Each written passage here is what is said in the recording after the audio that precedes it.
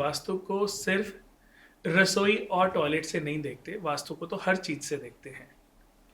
अभी क्योंकि लोग किचन किचन करते हैं तो मेरे मुंह से भी किचन किचन निकलता है। किचन का मतलब होता है कि जिस घर में भी किचन बोला जाता है ना, वो घर किच किच से भर जाता है।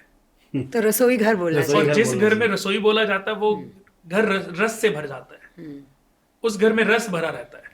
तो आज हम भी अपने बच्चों को बेटा ये रसोई में रख दो, वो बोलते हैं ना कि नहीं रसोई बोलना है। अब उनको भी आदत हो गई। अब हम भी गलती करते हैं तो बोलते हैं पापा रसोई आपको रस से भरना है ना। तो मैंने कहा हाँ बेटा सॉरी।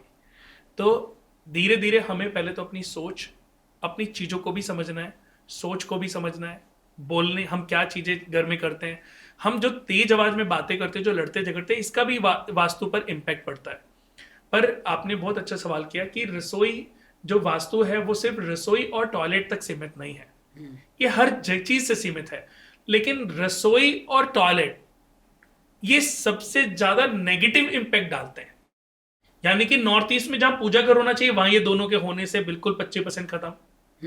टॉयलेट आपकी साउथ ईस्ट में चली गई जहां पे रसोई होनी चाहिए, वहां पे जाकर के 15% खत्म।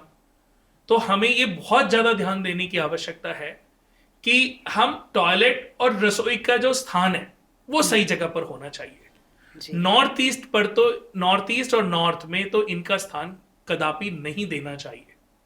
अगर बना हुआ है तो धीरे धीरे, मैंने आज तक कभी कोई मकान तोड़वाया नहीं है कि आपका ये गलत है तो उसको तोड़वा दो, लेकिन उनको अपग्रेड होने का रास्ता बताया। और जब वो अपग्रेड हुए तो मैंने यही समझाया कि एकदम इस घर से कूच कर जाना, ताकि आपकी किस्मत में तो लिखे हैं बहुत पैसे और घर में तरक्की कर नहीं पा रहे। कई बार घर का जो वास्तु दोष है वो हमारी ग्रोथ को भी जीरो कर देता है। तो आपकी वो ग्रोथ को जीरो ना करे, आपकी ग्रोथ में वो बाधक ना बने, तो जैसे ही समय चेंज हो फौरन अपने आप को अपग्रेड कर लो।